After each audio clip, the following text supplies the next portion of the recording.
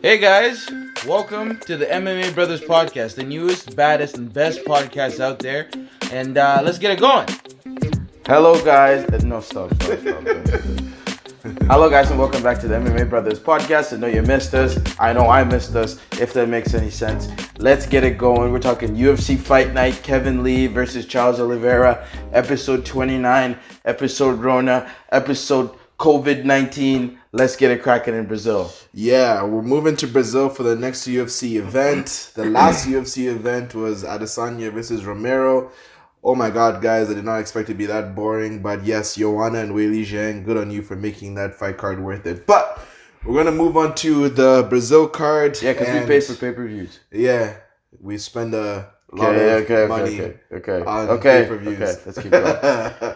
Anyways, coronavirus is making its impact all over the world. For this event, actually, there's supposed to be no fans in attendance. So we're going to be watching this. And so is there entrance music? There will be entrance music. I just want to see guys going by trying to like high five people in the crowd. Yeah, like go there. There's just no one there. It's gonna be a very interesting. Okay. It'll be like a Dana White contender series. I don't even know if families are allowed in the arena. I was like, honestly, I'm just really looking forward to this one. But you know what's shocking, guys? This is actually a very, very good fight card. Like for Fight Night, I'm like, I know almost all the fighters on here. We're gonna start off the main card. We're gonna make it quick though. We're gonna breeze through it. Yeah, we're gonna start off the main card with Francisco Trinaldo versus John Makdessi. So Trinaldo, this guy keeps fighting. He's Brazilian, and his MMA record is 24-7, and he's fighting John Makdessi, who's 17-6. The Canadian, let's go, brother. Yeah, Makdessi is just an inch shorter and has a 2-inch reach disadvantage. Now, Trinaldo, this guy is good with his jiu-jitsu, and he's kind of an experienced fighter, a little bit on the older end of things. Makdessi, he's fought people like Donald Cerrone, and he's fought a couple other big names in the UFC, but KO percentage is on Makdessi's side, and then Trinaldo has more ways to win with the submissions as well, but his decision is the same as Makdessi's. Yeah, for this fight, I'm gonna go with John Makdessi. I think Trinaldo's a little bit over the hill, and I think Makdessi's gonna get it done. Who you got? Yeah, I'm gonna go with the Canadian again. Trinaldo has multiple ways to win, but that can almost be a disadvantage, in my opinion, depending on the fight. Because if you think, no matter what, I'm good in the fight where it goes, you're not gonna have that, anxiety and scaredness to take it to the ground, where you're going to be like, okay, this guy's trying to go take my legs, I'm flying this guy into oblivion, right? So I think Makdessi's got this one. Trinaldo's super experienced guy, but I think the Canadians got it because Canada's, come on, let's go. I just took in, because there's no one in the crowd, there's not going to be no, vamos here, in the crowd. So Trinaldo is going to be like, no one's got my back, bro. Anyways, we're going to move on to the next fight of the night, guys. Your boy Johnny Walker, he's coming after his defeat against our boy Corey No Time Anderson. Got knocked out in no time. Break your legs, Anderson versus Nikita Krylov. So both strikers, Corey Anderson Johnny Walker definitely has the more you have trash on your mind, eh? Yeah, Corey Anderson infected my mind. Johnny Walker, he's a more explosive striker, more powerful striker compared to Krylov. Ooh, I don't know about more powerful. Krylov's got some power, man. Krylov, he is more. He's kind of like that southpaw switch kick. Boom! Yeah, it hits he hard. Reminds me of a little stronger. What's his name? Stephen Wonderboy Thompson. Kind of like same style, kind of karate feel, like very very heavy in the kickboxing and stuff. And your boy Johnny Walker, you know what to do, but you can explain the rest of the card. Yeah, so going into this one, this is really going to be one the fans are going to enjoy because Johnny always goes out there and tries to put on a show. That's something he's always known for. He's always been a showman, so we're definitely not going to be disappointed in this fight. He's 6'6", going against 6'3". He's got, what is that? A 4.5-inch reach advantage, if I'm not mistaken, if my math. Yeah, 4.5. That's correct. 4.5-inch reach advantage. Yes. Okay. Sorry, I was trying to do the math. Yes. Again. Sorry, guys. Right, a little bit insecure about my math. So, when it comes to the ground, I think Krylov is going to be better on the feet. Don't disregard this because I'll get into this later. Krylov is good on the feet in the sense that he's very good at distance management, right? He's not gonna be out there just throwing like random hooks things. Very good on the feet, solid base, and he knows should it go to the ground, he's good. So what he's gonna do is gonna be take a nice measured approach while Johnny's gonna be throwing, spinning this, spinning that, front kicks, jumping, flying knee. Yeah. He's gonna be doing all that crazy stuff, and then he just needs to catch him once. Boom. Right? He's gonna time it. He's gonna be training for those flying knees and everything. So, I'm definitely gonna go with Krylov in this one. Whoa. I know, bold move. I just think he's seen powerful, explosive guys before, and he's figured it out. I'm going with Krylov. I think this is Johnny Walker's toughest match. The people that he's fought before have kind of been wrestlers like Misha Serkinov, and there's all these other guys that he beats, like whatever. You know what I mean? He needs to face the boa constrictor. The boa constrictor. And like to me, Krylov, he's like what was I gonna say? No, sorry. I was gonna say Johnny Walker reminds me of like a light heavyweight Michel Pereira. Kind of like super explosive, like really, really good in the first round, second round, but then third round is gonna be low battery. So I'm gonna go with Johnny Walker on this one. I feel like he's gonna catch Krylov with something, even though my gut tells me Krylov is gonna be sneaky enough, like Daryl said. He's gonna have seen people that can hit hard and move fast and stuff. So I'm going with Walker, but I'm very flimsy on that one. I wouldn't be surprised if Krylov wins it by decision. Moicano looks familiar. I don't know why. Moicano. I don't know why he looks familiar, but yeah, he's fighting some guy named Damir Hadzovic. Yeah, Hadzovic. Damir Hadzovic. Anyways, Hadzovic is from Bosnia Herzegovina. Herzegovina. And he's facing the Brazilian. So Damir, he's 2 inches shorter and 2-inch reach disadvantage. I don't know much about this guy, not gonna lie. His MMA record's 13-5, so he seems to be more experienced than his opponent, who has an MMA record of 13-3-1. So Moy Cano though is definitely one more fight. Yeah, I definitely got the more experience with one fight. Of course, brother. That one extra fight counts. So anyways, Moicano, I think he fought Jose Aldo. He's fought like a lot of guys at 145. Yeah, I recognize the name. He's been around. And he's faced, some really big names in the featherweight division. So I gotta go with Moicano. I'm not even gonna look into these details and stuff just because of like the guys that he's been tested up against. I think he's gonna get it done. And I think he's gonna be too much for the more experienced fighter. Who you got? I didn't even remember his name because it was so weird. Damir, whatever your name is, I got the money on you, brother. Bosnian. I like the KO percentage. I don't like this. I really don't like this. Moicano's hands are paper. Don't like this. This is Ben Askren numbers. This is Demian Maia numbers. Don't like this. Anyways, let's keep it going. So Damir, better get that KO for Daryl. Anyways, moving on to the next fight, Mr. Maia. Wait, can you please scroll down?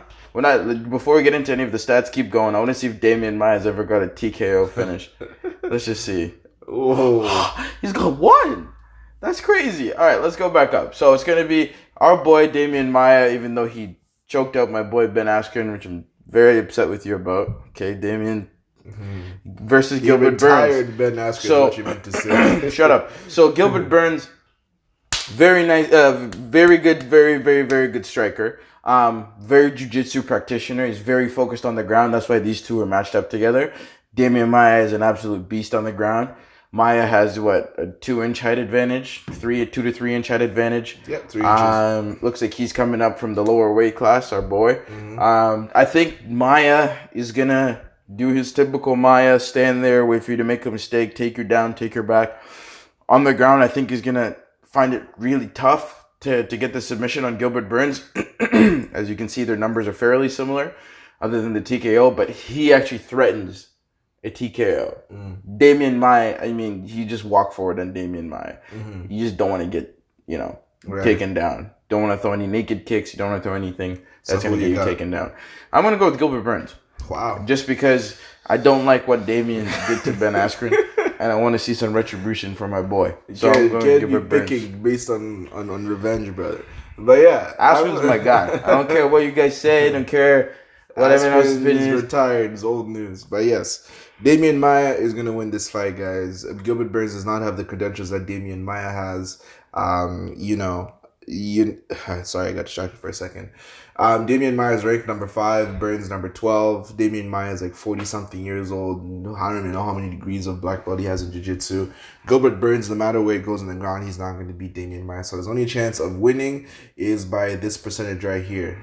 TKO, KO percentage, or sneaking a decision where he just keeps on getting sprawling on Maia's takedowns and stuff like that. He just keeps Maia off of him and then lands some jabs and stuff, kind of like how Colby Covington beat up Maia. Then yeah, he has a chance to win. But I'm gonna go with Maia. We're gonna move on, and I think the next fight is the main event of the evening. Our boy Kevin Lee, the Motown phenom, he's fighting Charles Oliveira do Bronx. I've never met a Brazilian with the name do Bronx, but anyways, the Motown phenom, he's back at 155. He beat what's his name, Gregor Gillespie with an insane KO in the first round. I still see highlights of that on Instagram, on YouTube, wherever I go. Because he threw a jab, same side, followed it up with a high kick on the same side. And it was right to the chin, foot to the chin. It was brutal. And as soon as he landed, Kevin Lee hit him with the hammer fist too. I was like, yo, Kevin, I see you. Gillespie went stiff. TriStar and Gillespie was undefeated too. So TriStar has been, I see you for us. You're working with Kevin Lee, GSP. I like what you're doing with the boy. Anyways, we're going to go into the records. Kevin Lee, 18-5. Charles Oliveira, 28-8. So experience is very, very, very much on his side. Charles Oliveira has fought as, I think, at 145 as well. And now he's back to 155. Same height, reach advantage, 3 inches to Kevin Lee. And even though Kevin Lee doesn't have a lot of KOs, he does carry more power than Charles Oliveira. I can guarantee you that. Submission percentage is kind of similar, but Charles has more submission wins because he has more experience and stuff. And then decisions, Kevin Lee has a little more decisions on his record. So, with that all being said, I'm going to go with Kevin Lee. I think this actually might be a first or second rounder. His wrestling is just way too good. Charles Oliveira used to fight 145. Kevin Lee is a bigger opponent. And Kevin Lee is actually fighting someone who's ranked much lower than he is. So maybe he just wants to keep working on his skills to get better and then possibly get a contender in his next fight and then get a title shot after that. So who you got? Yeah, I'm going to go with Kevin Lee as well. He's training up in Montreal, Canada. Okay, so I'm definitely going to go with Kevin Lee. I just think his striking is getting so good and it's almost coming up to where his wrestling is, because he throws stiff jabs, man. He throws stiff jabs. Gregor was eating him. Gregor wasn't liking him. That's why he was on his back foot, backpedaling, sidestepping, because once he kept getting touched with that stiff jab, they kept jabbing each other, but Gillespie was eating it more. Should he try to take him down? He's a very good wrestler. Don't see that happening. Only time he got caught on the ground, I think, was against Dos Anjos. But Dos Anjos is 170. He's like a natural 170. Kevin Lee struggles, I think, to make 170. Right? When he struggles to make 155, you mean? Yeah, well, what I'm saying is, like, it's not his optimal weight to fight at 170. Yeah. 155 is good because he's a big 155. Yeah. He's not a big one. He's a small 170. Do you get what I mean? Yeah. Like, if he went up against Usman would ragdoll Kevin Lee. He's a small, there's that kind of like Masvidal type. Yeah, he's got a smaller frame. Yeah. But I just don't see Oliveira having enough weapons other than on the ground. If Kevin was to take him down and try to smash him, he might get caught in a triangle or armbar or, some really weird submission that he's never seen. A Darce maybe. But I don't see it happening. Yeah. We're going to go with Kevin Lee. So, guys, let us know what you guys think is going to happen. Unfortunately, I don't think the atmosphere at the fight is going to be super good because, it's going to be no fans. But we're going to hear every punch, every kick that lands. Don't know who's commentating, but I can't wait for it. It's probably Paul Felder and Michael Bisping. Let us know what you guys think about the fights. We'd love to hear from you guys. Follow, subscribe. MMA Brothers Pod on Twitter, Visco, LinkedIn, Facebook, MySpace, LinkedIn, MySpace, Snapchat, not Snapchat. What's the new one? Tinder, no, Hinge, on Bumble, MMA Brothers. No, what's the one I'm looking for? On TikTok. Just ticky-tack. Okay, anyway, we went too far. Like, comment, subscribe. Let us know what you think. We're glad to be back. And I forgot what I was going to say. Bye.